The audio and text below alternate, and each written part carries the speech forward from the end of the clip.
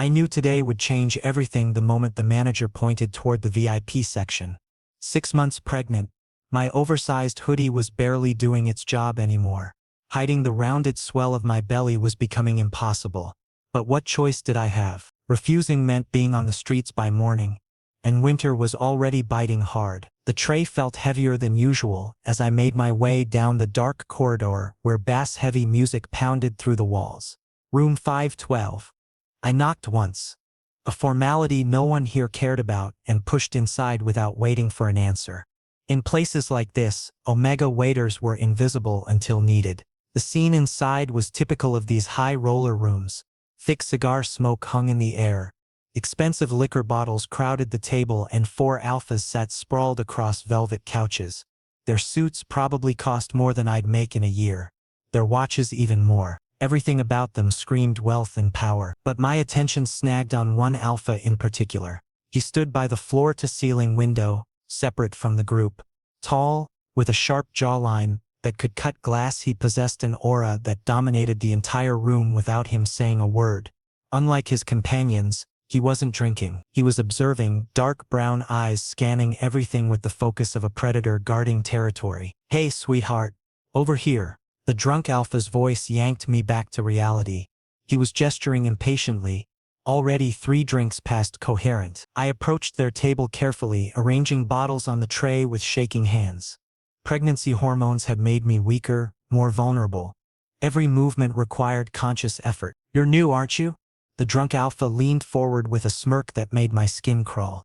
"So cute, so soft-looking." His hand reached toward my wrist. I stepped back instinctively. "Sir, please, come on. Just talk to us." "Remove your hand." That voice cut through the room like a blade. Deep, cold, absolute authority radiating from every syllable. Everyone froze. The alpha from the window had moved. I hadn't even heard him approach. His presence dropped the room's temperature by several degrees, his imposing frame now standing between me and the drunk alpha. The drunk man withdrew his hand immediately, offering a nervous laugh. "Relax, Callum.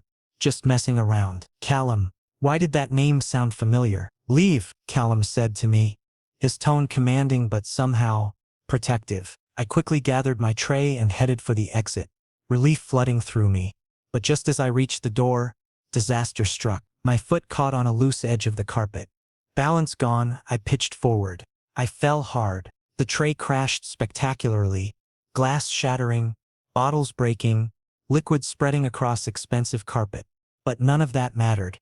My only instinct was protecting my belly, curling around it as pain shot through my body and a cry escaped my throat. Shit. Heavy footsteps rushed toward me. Fast. Urgent. "Don't move." Within seconds, Callum was beside me. His hands found my arms, carefully assessing before helping me up. But the moment he supported my weight, his entire body went rigid. His gaze dropped to my midsection. The fall had shifted my hoodie upward, revealing what I'd been desperately trying to hide. He saw. Callum's expression cycled through shock, confusion, and something darker I couldn't identify. "You're pregnant?" His voice was low, dangerously calm. I closed my eyes, fighting back tears. This was it. The manager would fire me when he found out. I'd be homeless, alone, vulnerable. But Callum didn't call for the manager. Instead, he lifted me, actually lifted me bridal style, and walked straight out of the room without another word to anyone. I struggled weakly.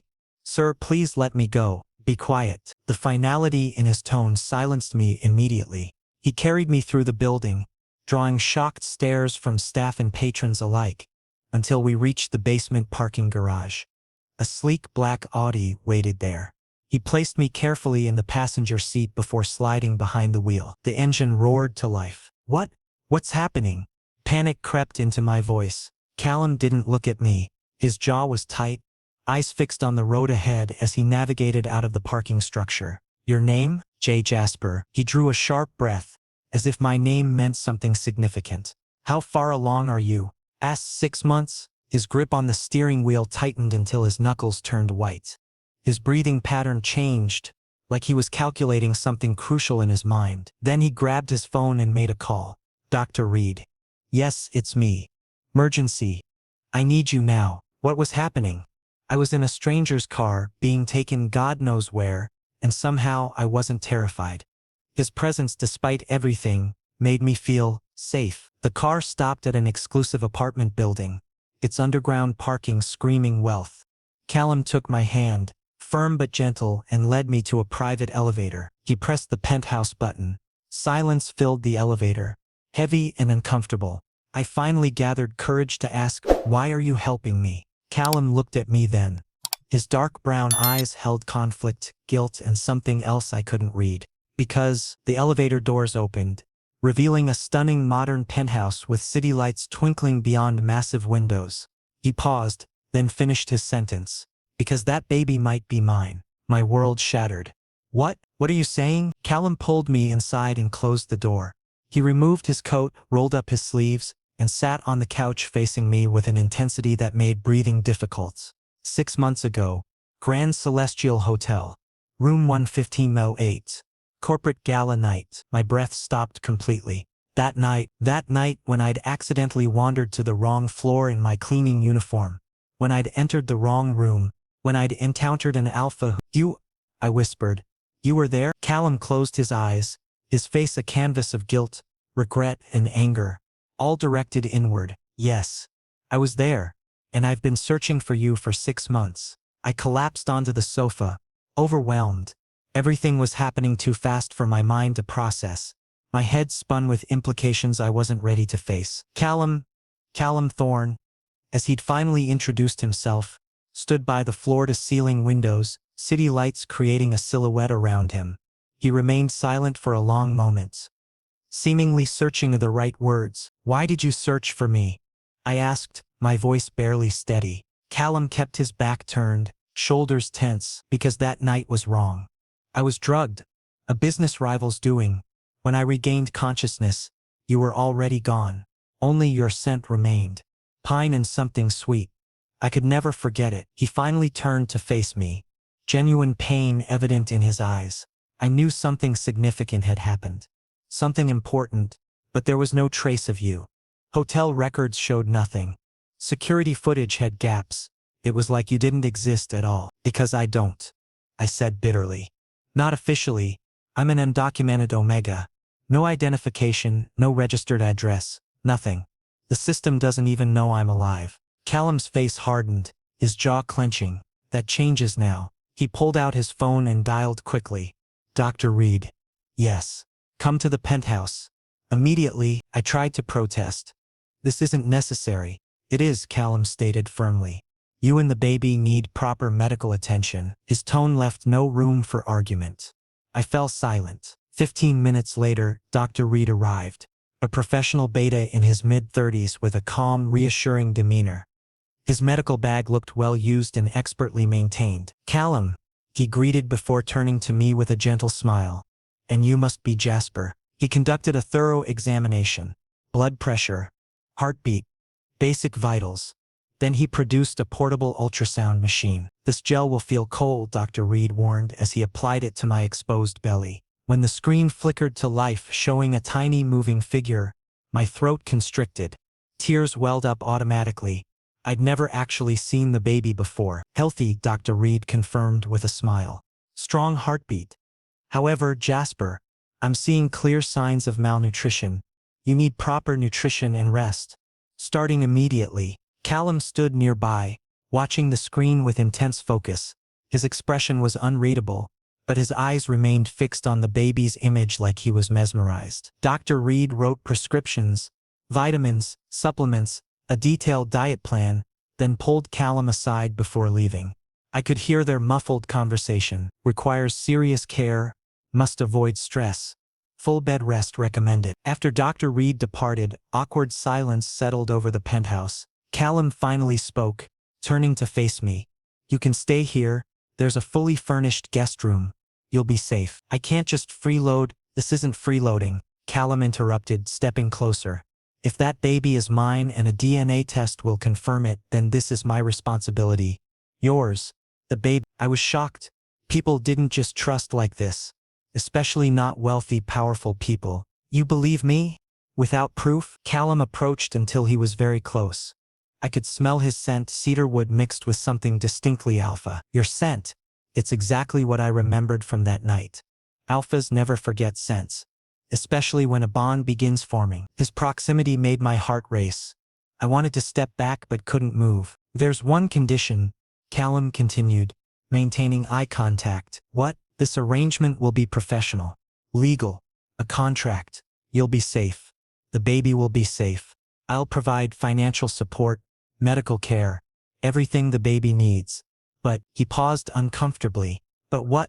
I whispered, already dreading the answer. But this isn't a relationship. It's a responsibility. I'll protect you and provide for you. However, don't develop personal expectations. Each word stabbed into my chest. But what had I expected? Love? A fairy tale? I was nobody. I nodded, fighting back tears. I understand. Callum released a relieved breath, though something like regret flickered in his eyes. Good. A lawyer will come tomorrow to finalize the contract. For now, rest. The guest room is upstairs. Left side. Fresh clothes have already been arranged for you. I stood up, exhausted emotionally and physically. Callum? Yes? Thank you for helping. His jaw tightened. He didn't respond verbally, just nodded before walking toward his study. I found the guest room beautifully decorated with modern furniture, a comfortable bed and an attached bathroom. Nightwear in my size was already laid out on the bed. But as I lay down, loneliness crushed me. I was in a stranger's home, pregnant, scared.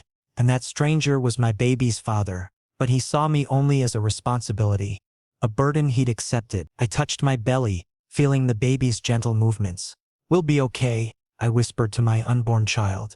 Somehow, we'll be okay. 3 weeks passed, 3 weeks in this penthouse, 3 weeks with Callum Thorne. The contract had been signed, detailed, legal, everything clearly outlined. The DNA test results confirmed the baby was Callum's. Officially, I was now Callum's responsibility. Life was comfortable. Good food appeared daily courtesy of a private chef. Medical care continued with Dr. Reed's weekly checkups. But emptiness pervaded everything. Callum was rarely home. He left early for the office, meetings, business trips. He returned late at night and went straight to his room. We barely spoke. Separate breakfasts, dinners, when he was home, consisted of basic pleasantries. How are you feeling? Fine. Do you need anything? No. Robotic. Distant. I spent most time in my room reading, talking to the baby, staring out windows. Today I sat in the living room, feeling increasingly active baby movements. 7 months now. The kicks were stronger, more frequent. The doorbell rang. Mrs. Chen, the kind elderly maid, answered it. A woman entered.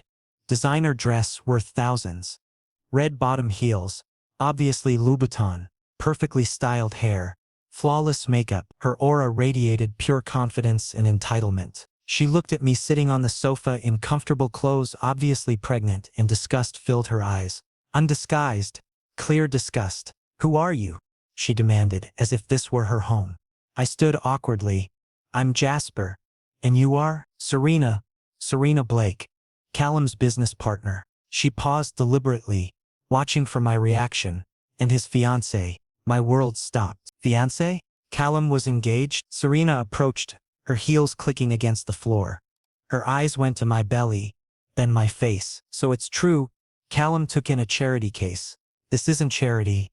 I tried defending. No? She laughed coldly. You actually think Callum has feelings for you? You think you're special? She leaned closer, voice dropping to a threatening whisper. He's using you. He wants your baby and heir. Legacy. But you? You're replaceable. Just an omega who was in the right place at the right time. Nothing more. Every word was poison injecting directly into my heart. Callum and I have been together for years. We built a business empire together.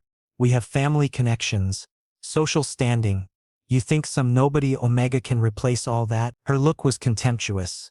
This baby is just an inconvenience. Temporary. Once it's born, you'll leave, and Callum and I will resume our normal lives. I was speechless. Serena adjusted her designer purse and headed toward the door. At the threshold, she turned back. One piece of advice, Jasper. Protect yourself. Don't develop expectations. Because when reality hits, it's going to hurt. She left, leaving behind expensive perfume and a gaping wound in my heart. I sat there numb. Were her words true? Was Callum really just using me? When Callum came home unusually early that evening, I was in the library, pretending to read but processing nothing. He entered tie loose, looking tired. Jasper, he acknowledged. Serena was here, I said without looking up. My voice was flat. Callum froze completely. What did she say? I finally looked at him.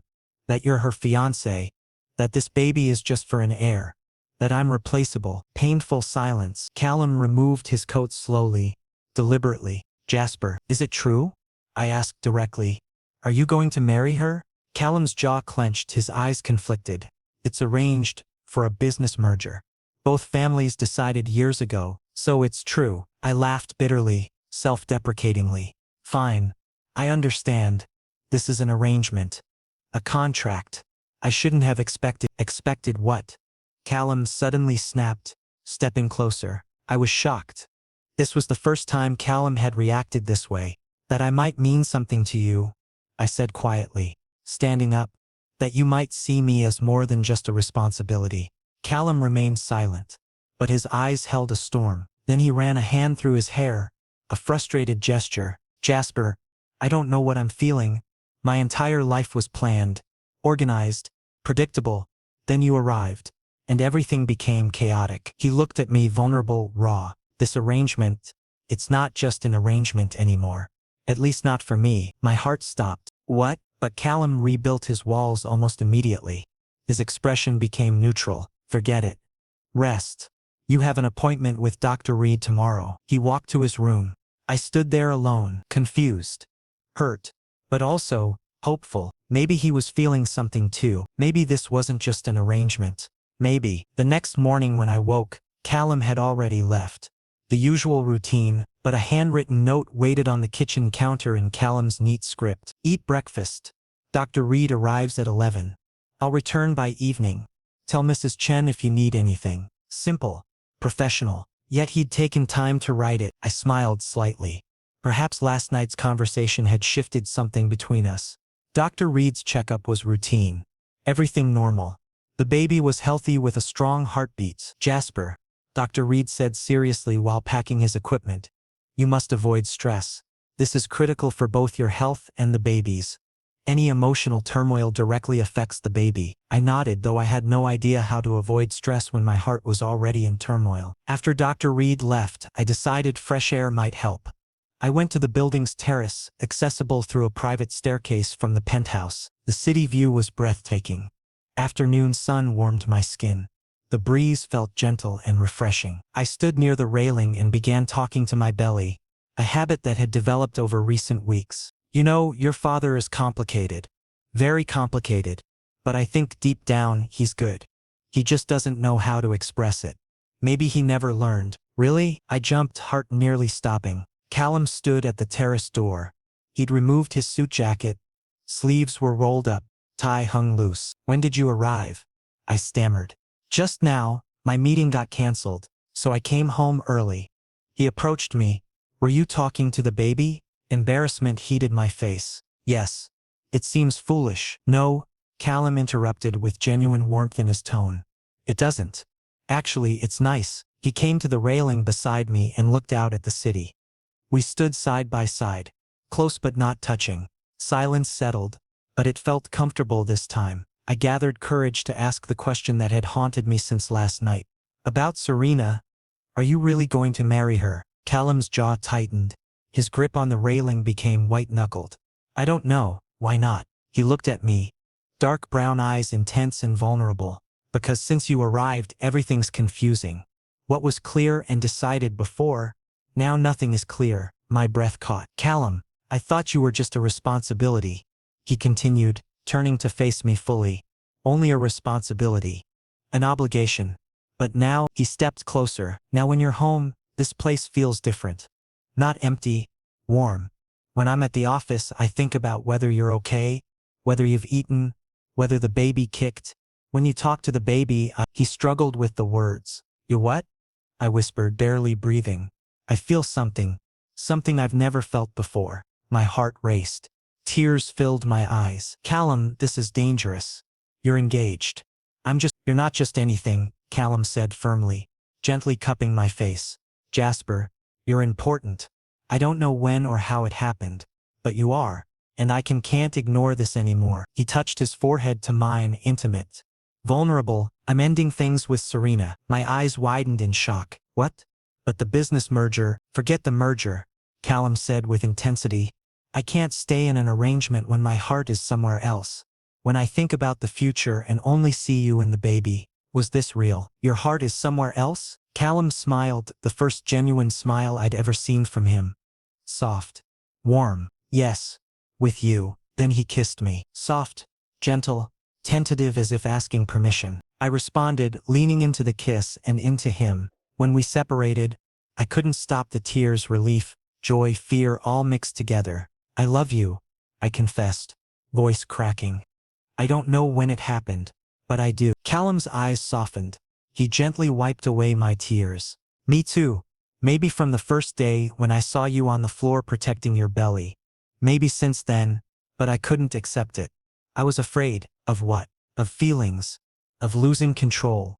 Of hurting you." He hugged me carefully, protectively.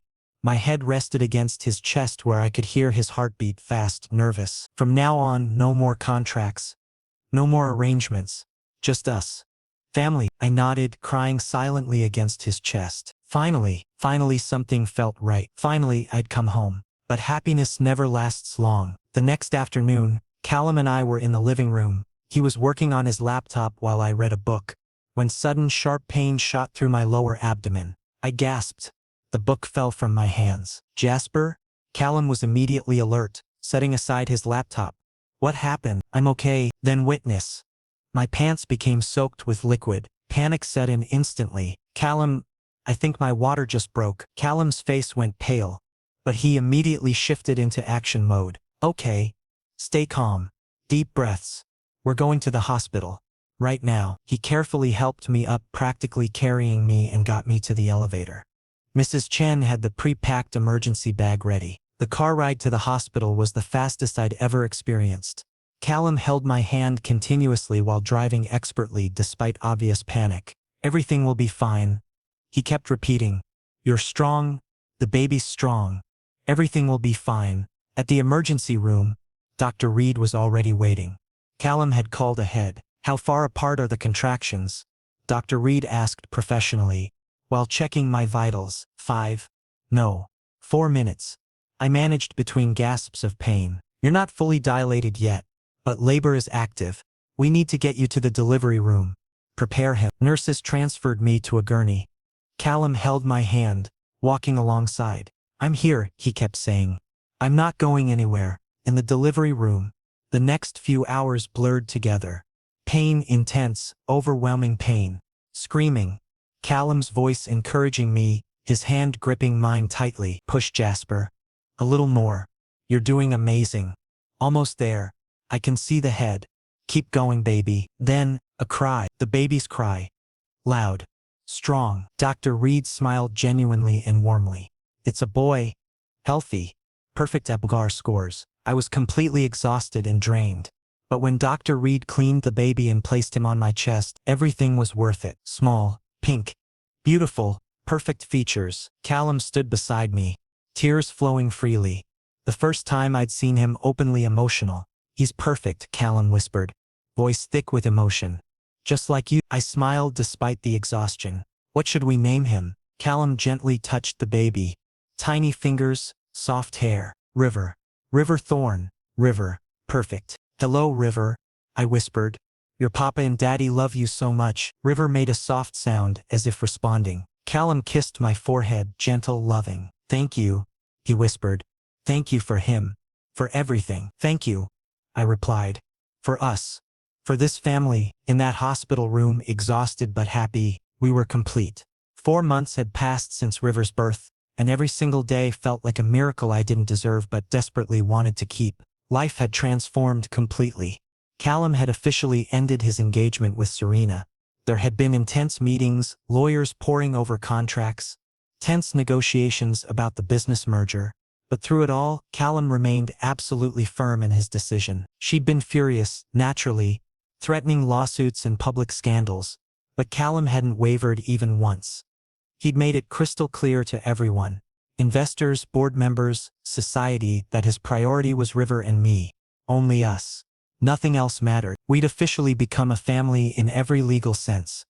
Callum had completed all the paperwork adoption documents for me, officially recognizing me as his legal partner and River's other parent. Identity documents were being processed for me too.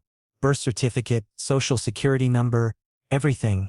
For the first time in my entire life, I would legally exist in the system.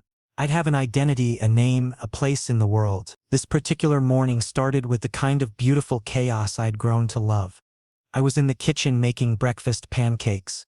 River's current favorite, when Callum walked in carrying our son. River was almost 4 months old now, becoming more alert, more responsive, more expressive every single day. His eyes would light up when he saw us.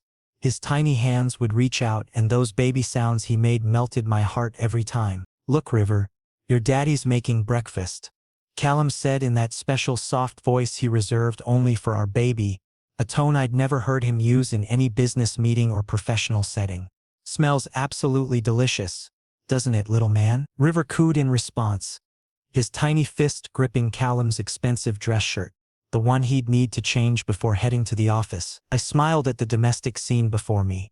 So normal, so perfectly ordinary, so everything I'd never dared to dream about. "You look surprisingly natural as a papa," I teased while expertly flipping pancakes, having finally mastered the technique after several burnt attempts in previous weeks. Callum smirked with that confident expression I knew so well.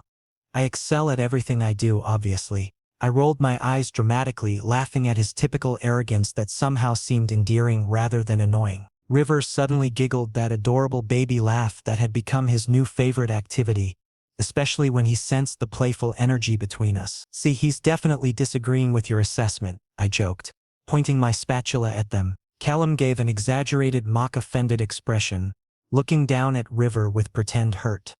"River, this is absolute betrayal. I spoil you constantly, buy you everything, and you're taking Daddy's side against me?" River giggled even more enthusiastically in response, as if he understood the joke perfectly. Callum carefully placed River in his custom-made high chair, the safest, most expensive model available on the market, then came over to where I stood at the stove. He wrapped his strong arms around my waist from then and kissed my neck softly, lingering there for a moment. "Good morning," he murmured against my skin, sending pleasant shivers down my spine. "Good morning," I replied with a genuine smile, leaning back into his embrace. These quiet morning moments were absolutely perfect. Simple, real. Everything I'd never imagined I'd have the privilege to experience. But life never stays simple permanently, does it? 2 weeks later, while River and I were enjoying a sunny afternoon at the park, Callum was at an important board meeting at the office. My phone suddenly rang. The screen showed an unknown number, which immediately made me hesitate.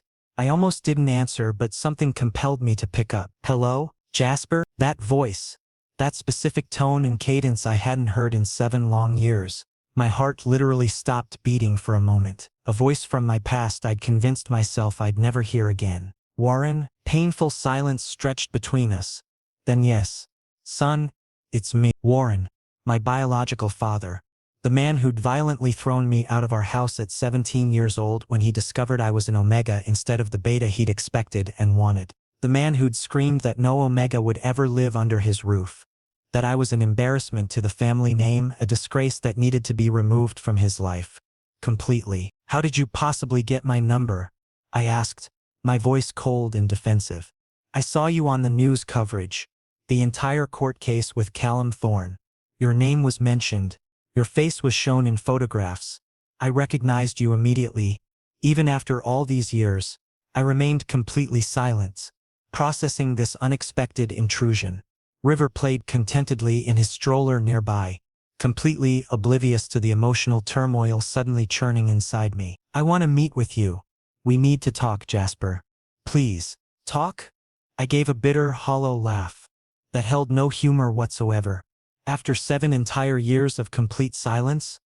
Now, suddenly you want to talk? Jasper, please just listen." "No," I said firmly, my voice strengthening with resolve.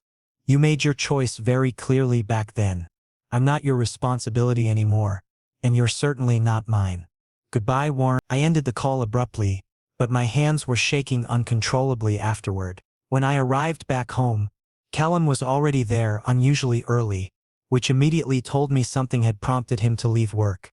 He took one look at my face and instantly knew something was seriously wrong. Jasper, what happened?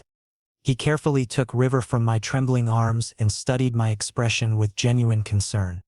You look extremely upset about something. I hesitated, then told him absolutely everything. Warren's unexpected call, our painful history, the rejection and abandonment. All of it. Callum's face hardened instantly, his protective alpha instincts activating completely. If you don't want to see him, you absolutely don't have to.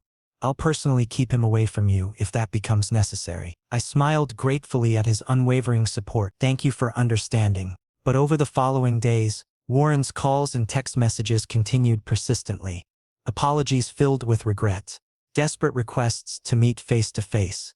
Long explanations about his past actions. One particular message made me pause and reconsider everything. Jasper, I fully know what I did was completely wrong.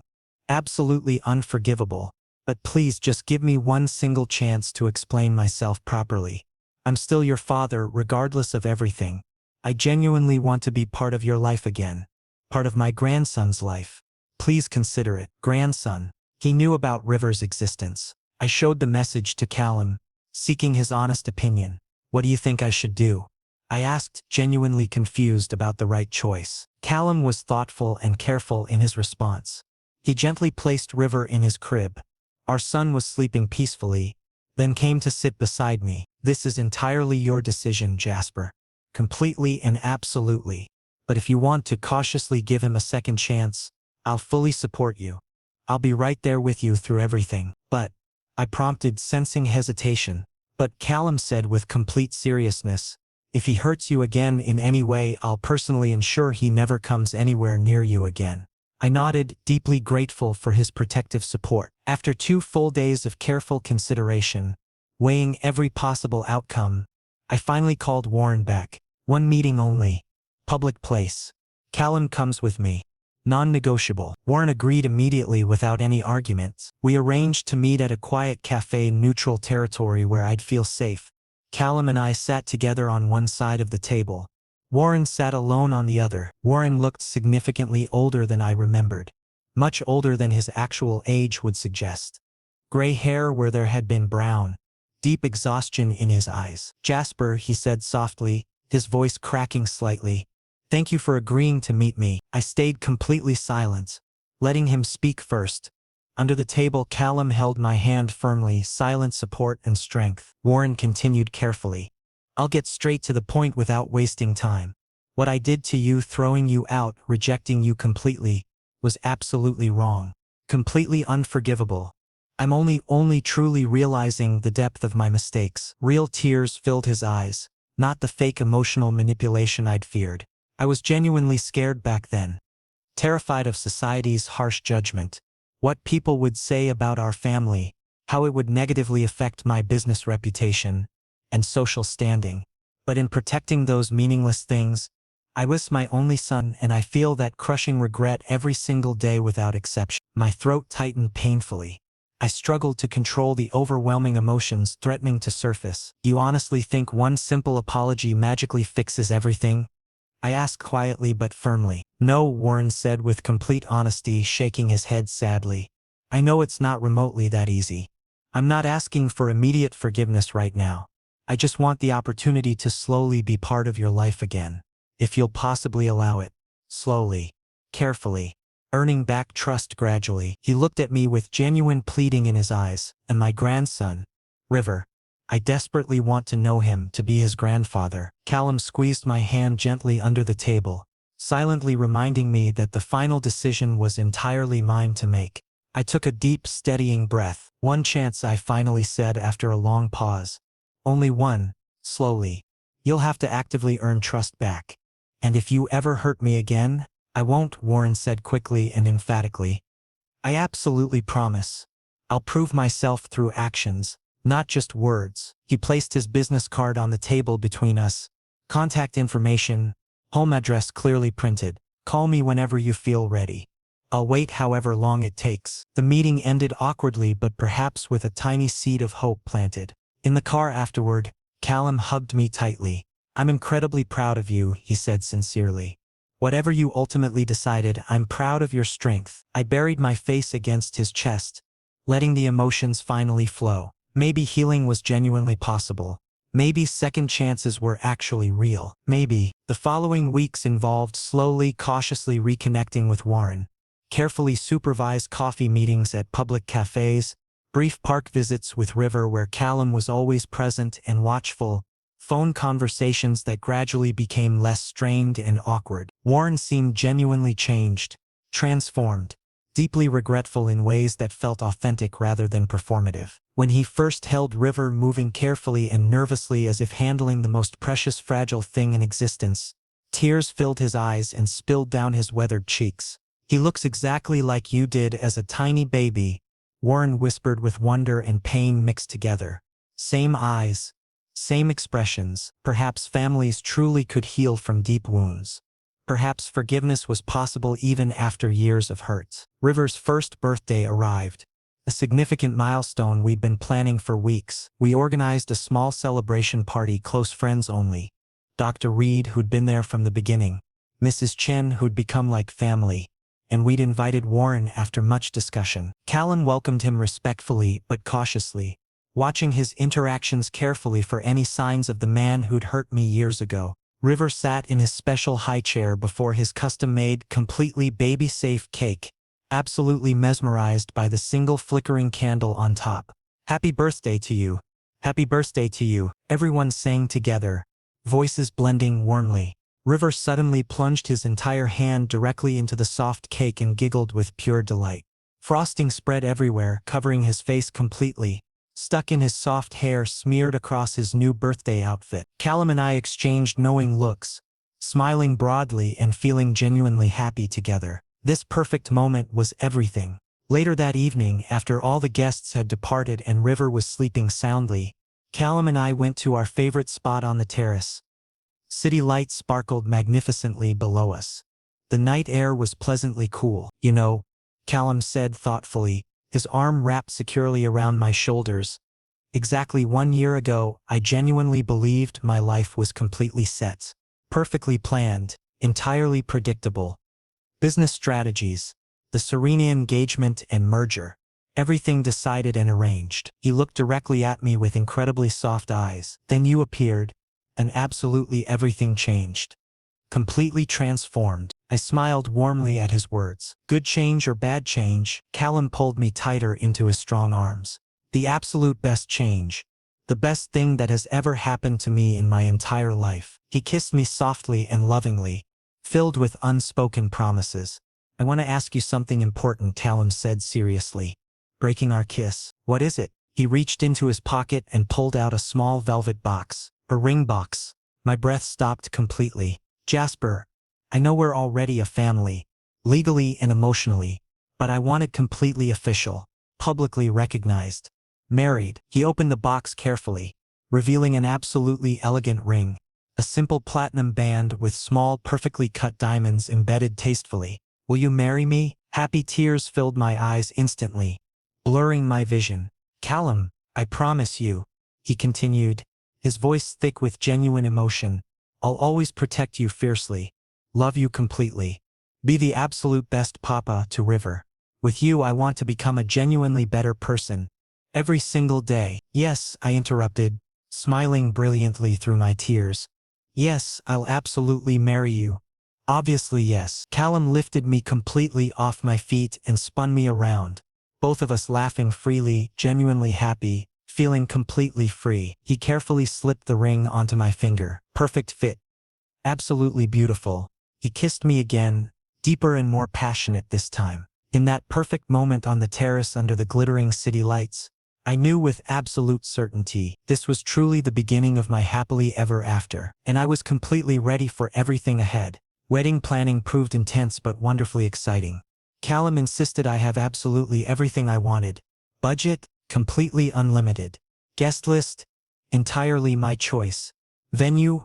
whatever made me happiest. We finally decided together an intimate wedding ceremony on a beautiful beach at sunset. Only genuinely close people invited. Warren nervously, humbly requested the honor of walking me down the aisle. A request that surprised me deeply. I consulted Callum about this significant decision. Entirely your decision, Callum said supportively. I'll completely support whatever you choose. I agreed after careful thoughts. Second chances and genuine healing were important values. The wedding day arrived with absolutely perfect weather. Crystal clear sky. Beautifully calm ocean. Everything felt magical. I wore a simple but elegant white suit, comfortable and stylish. Callum wore a perfectly tailored matching tuxedo that made him look incredibly handsome. As I walked slowly down the aisle, Warren holding my hand with visible tears streaming down his face, Callum watched me like I was his entire world, his everything. Our carefully selected guests included Dr. Reed, Mrs. Chen, several of Callum's most trusted colleagues and genuine friends, and Warren, and naturally River technically serving as our adorable best man. Sitting contentedly with Mrs. Chen in the cutest outfit imaginable, we exchanged our personally written vows. Jasper, Callum said, holding both my hands firmly. You taught me how to genuinely live, how to truly feel, how to completely love. I was fundamentally incomplete, professionally successful and powerful, but emotionally empty inside. Then you came into my life. You showed me that real life is so much more than endless meetings and business mergers. His voice cracked with raw emotion. I solemnly promise to remind you daily how incredibly important you are, how deeply loved you are. For you and River I would do absolutely anything. I cried openly and unashamedly. Tears flowed freely down my face. My turn to speak. Callum, when you lifted me from that floor, when you gave me genuine safety, I honestly thought it was temporary. Simple charity, but you gave me a real home, a true family, unconditional love. I gripped his hands even tighter. You showed me I genuinely deserve respect, care, and love. I'll always be with you, through every challenge, every joy, everything together. We exchanged our rings matching platinum bands that symbolized our eternal commitment. The officiant announced happily, "You may now kiss." Callum kissed me deeply and passionately, filled with years of accumulated love and unbreakable promises. Everyone applauded enthusiastically. River giggled adorably as Mrs. Chen gently made him wave his tiny hand. Absolutely perfect. Our honeymoon was in the stunning Maldives. 2 full weeks.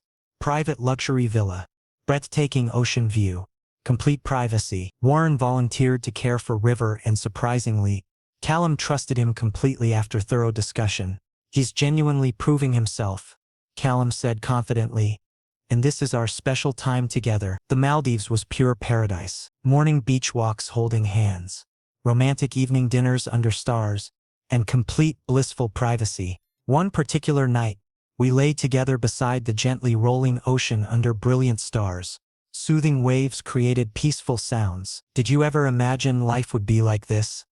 I asked softly, my head resting comfortably on Callum's strong chest. Callum held me incredibly tight, his fingers running tenderly through my hair. Never, but I'm deeply grateful it happened, that you came into my life. Me too. Comfortable, peaceful silence. Jasper, yes? Callum hesitated briefly, then spoke. Do you want another one? I looked at him genuinely confused. Another what? Callum gave a rare shy smile reserved only for me. A baby. Another baby. Maybe twins? My heart swelled with overwhelming warmth. You want that? Yes. River needs siblings, and I want us to have a genuinely big family. A home filled with laughter, chaos, love. I smiled widely and happily. Then let's try. Callum kissed me deeply and lovingly. That night, under countless stars with ocean sounds surrounding us, we began our new chapter together. 6 months later, back in our penthouse, I was pregnant again. This time with twins. The ultrasound confirmed it. 1 boy, 1 girl. Callum was absolutely over the moon with joy. He immediately planned to expand the nursery significantly. Everything doubled. Cribs, changing tables, toys, clothes. River was almost 2 years old now, walking confidently, talking in basic words and simple sentences, and genuinely excited about his incoming siblings. He'd gently pat my growing belly, saying baby repeatedly. Today we were at the park enjoying beautiful weather. River played enthusiastically on the swings, giggling constantly. Callum sat beside me on the bench, his hand resting protectively on my belly. 6 months pregnant now, noticeably large and round. These two are already troublemakers, he joked affectionately, feeling strong simultaneous kicks. Kicking together perfectly synchronized. I laughed genuinely. Obviously, they inherited your genetics. Callum gave an exaggerated mock-offended expression. Excuse me, I'm absolutely perfect. River shouted excitedly. Papa, push higher. Callum smiled warmly and went to him, carefully pushing the swing higher. I sat there peacefully watching them together. My family, my home. Warren was now a regular visitor. Weekly family dinners, occasionally babysitting River, slowly rebuilding our relationship. Our relationship was healing slowly and genuinely. Everything was absolutely perfect. The twins' birth was intense but surprisingly smooth overall. No emergency C-section needed this time. Natural delivery. Dr. Reed expertly handled everything with his full medical team. First came the boy. It's a healthy boy, Dr. Reed announced enthusiastically. Minutes later, the girl arrived. And a beautiful girl. Absolutely perfect. Callum couldn't hold back his tears. He cried openly from pure joy and overwhelming relief. The cleaned babies were carefully placed on my chest for essential skin-to-skin contact. So incredibly tiny. Beautiful. Perfect. Names? Dr. Reed asked, smiling warmly. Callum gently touched the boy with trembling fingers. Mac Thorne. Then tenderly touched the girl. And Lydia Thorne. Mac and Lydia. Absolutely perfect. Hello, babies, I whispered, completely exhausted but genuinely happy. Your papa and daddy love you so incredibly much, and your big brother River misses you already. Callum kissed my forehead gently and lovingly. Thank you, he whispered emotionally. Thank you for everything. For them. For us. For completing me. Thank you, I replied softly. For giving me a family. A home. For loving me. In that hospital room with the twins on my chest and Callum beside me, we were complete, truly, completely, perfectly. 1 year later, life was beautifully chaotic in the best possible way. River was almost 3 years old, incredibly energetic, endlessly curious, fiercely protective of his younger siblings. Mac and Lydia were about to turn 1, crawling everywhere, babbling constantly, wanting to touch absolutely everything. The penthouse had completely transformed, toys scattered everywhere, every corner baby-proofed, filled with constant joyful laughter. This evening I was preparing dinner in the kitchen when Callum came home from the office early, as had become his usual routine. Family time was his absolute priority now. Papa, River ran to him excitedly. Callum lifted him effortlessly, kissing his cheek. Hey champion, what adventures did you have today? Went to the park and ate ice cream, River reported enthusiastically. Ice cream? You're a lucky boy. Mac and Lydia were on their colorful playmat, Mac unsuccessfully trying to stack blocks, Lydia hugging her favorite stuffed bunny tightly. Callum set River down and went to the twins, kissing both lovingly. My babies, missed you today. Then he came to me, wrapped his arms around my waist and kissed me properly. And I missed you most of all. Smooth talker, I teased affectionately. Dinner was a family affair. All of us together. River in his high chair, twins in their chairs creating wonderful mess. Callum and I managing the chaos. Perfect chaos. Later, after the children were asleep, River in his room, twins in their nursery, Callum and I finally reached the terrace. The city lights were absolutely beautiful. The breeze was pleasantly cool. Callum pulled me into his arms in a warm back embrace. Sometimes I genuinely feel like this is all a dream. Callum whispered. It's not, I assured him, holding his hands. It's real. Ours. Our family. You know, Callum continued thoughtfully, 2 years ago when I first saw you in that lounge, I didn't know my entire life was about to change completely. He turned me to face him directly. You completed me, Jasper. You made me human. Not just a businessman. I touched his face lovingly and gently. And you gave me a home. Identity. Purpose. He kissed me deeply and passionately, filled with years of accumulated love and promises. When we separated, he touched his forehead to mine. Thank you for everything. No thank you, I said softly. We did this together, we're a team. Suddenly the baby monitor crackled. Lydia was crying. We exchanged knowing looks and smiled. My turn, Callum said. No, mine. Together, Callum interrupted, taking my hand. Together, I agreed. We went to the nursery. Lydia was in her crib.